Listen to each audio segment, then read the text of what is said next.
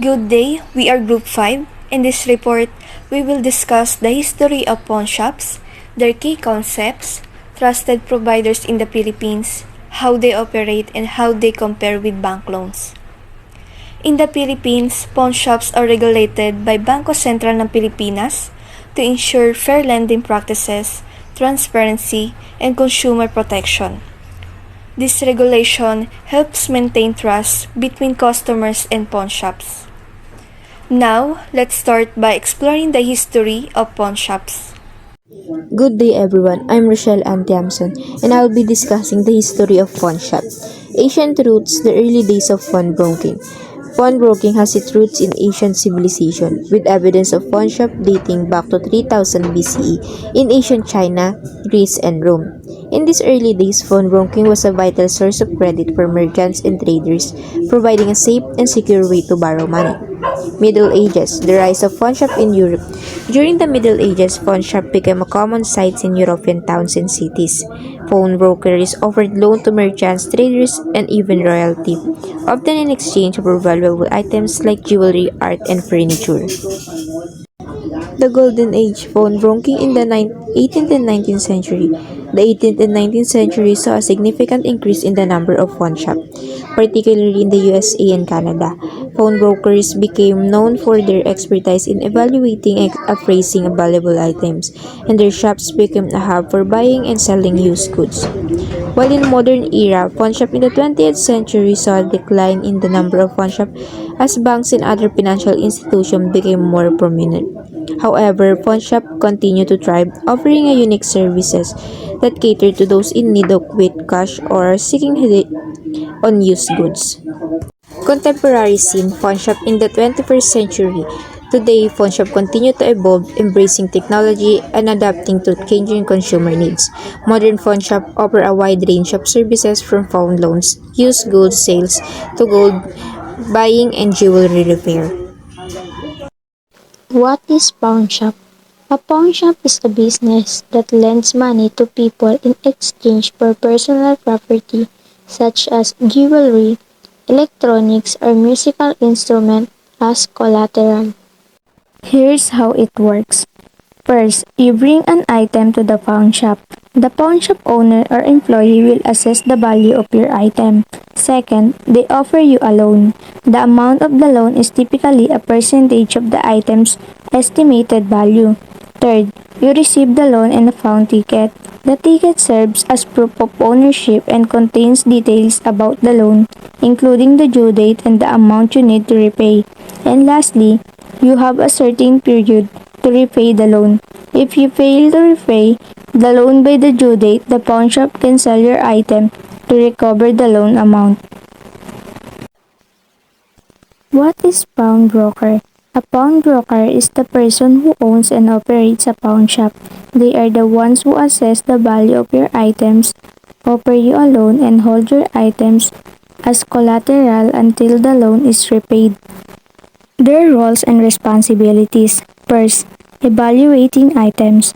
Pawnbrokers have expertise in assessing the value of various items, from jewelry and electronics to musical instruments.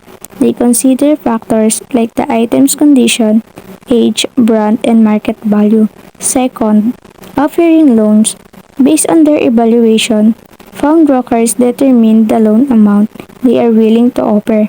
This amount is typically a percentage of the item's estimated value. Third, managing collateral. Pawnbrokers are responsible for securely storing the items used as collateral. They must maintain a system for tracking and retrieving items when loans are repaid. Fourth, negotiating terms. Pawnbrokers set the interest rates and repayment terms for their loans. They must comply with local laws and regulations regarding pawnbroking. And lastly, selling unredeemed items.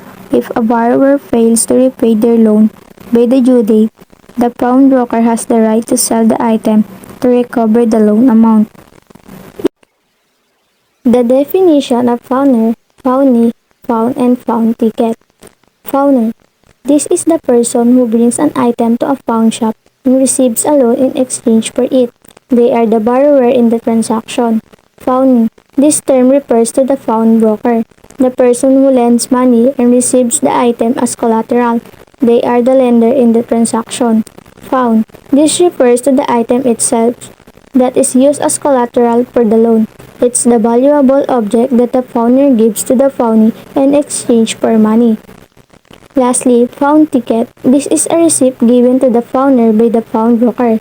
It serves as proof of ownership of the found items and contains important details about the loan, including the loan amount, due date, interest rate, and a description of the item. Next, I will discuss some pawnshops in the Philippines. Pawnshops are trusted option during financial crisis. Here's a list of some of the most trusted pawnshops in the Philippines in no particular order. Tambunting Pawnshop is one of the pioneers in the pawnshop industry in the Philippines, known for offering fair loan amounts and flexible repayment terms, making it popular choice for pawning gold and jewelry. M. Luwilier, known for its kwarta padala service, it offers quick processing and has many branches nationwide, making it accessible in rural and urban areas.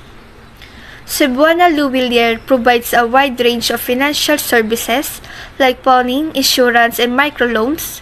It also known for its pera padala remittance service.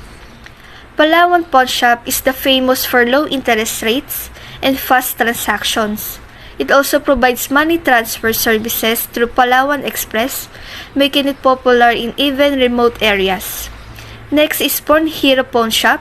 Is the first online pawnshop in the Philippines, allowing customers to pawn items without going to a physical branch.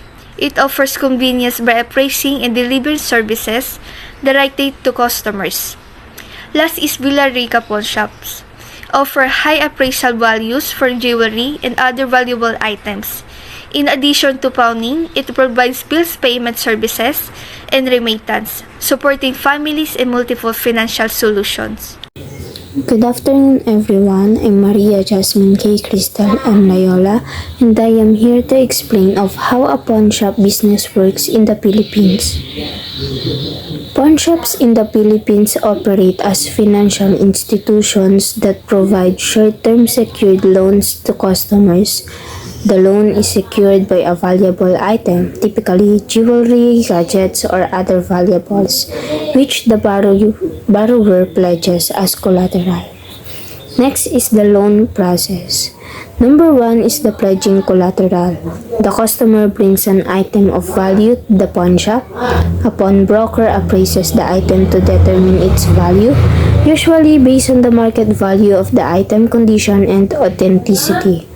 Next is the loan granting. Once the item is appraised, the pawnshop offers the customer a loan, typically 60 to 80% of the appraised value. The loan is granted on the spot. Next is the interest rates. Interest rates for pawnshop loans in the Philippines are typically lower than unsecured loans, but they can still vary between 3% to 5% per month. Borrowers must repay the loan and interest within a specified period, usually 30 days, but extensions or the renewals are possible with additional interest. Next is the loan redemption or default. If the borrower repays the loan and interest within the agreed period, they reclaim their item. If the loan is not repaid or renewed, the pawnshop legally acquires the item and may sell it to recover their money. Next is the revenue sources. Interest on loans. Pawnshops earn by charging interest on the loaned amount. Next is the sale of forfeited items. When customers fail to redeem their pledged items, pawnshops can sell them at market value, often generating profit. Next is the regulation. The Bangko Sentral ng Pilipinas regulates pawnshop operations, ensuring they comply with set standards for consumer protection, interest rate caps, and operational guidelines. Good day everyone, I'm Elaine Doble. How Pawnshop makes money? Pawnshop makes money by providing personal loans, reselling retail items, and offering services. such as money transfers or cell phone activation. Earning interest on loans and profit to retail sales are the principal income sources for the standard business model for a pawn shops. Pawn shops typically aim to generate overall net profit margins of the least 15% to 25%. The first one, providing personal loans, for a pawn shop is income desired from making loans and earning interest on the loan's balances. A pawn shop a make loan to an individual who turns over custody of an item such as television or a computer that serves as collateral for the loan. The amount of pawn shop is willing to lend is based primarily on the value of the items, but it can also be sustainability affected by the pawn shop current inventory at the time of the loan. For example, if a person is looking to borrow money using the television as collateral and the pawn shop's inventory is already overflowing, which similar television is will generally offer to lead considerable less money than if it were low on inventory or televisions. The second one is the reselling. The second primary source of income for a pawn shop is retail sales. Merchandise includes an item that the pawn shop has franchised outright from individuals and items that were pledged as collateral by loan customers, then by the forfeiting the pledged collateral property to the pawn shops. Bank loans, a sum of money borrowed by a customer or business from a bank, often for a specific purpose, such as buying a car. An amount of money loaned at interest by a bank to a borrower, usually on a collateral security for a certain period of time. Getting approval for bank loans may take weeks. Pawn loans, also known as pawnshop loans, are a form of secure lending. When you walk into a pawn shop seeking a loan, you offer a valuable item as collateral in exchange for a sum of money. This collateral can range from jewelry and precious metals to electronics and collectibles.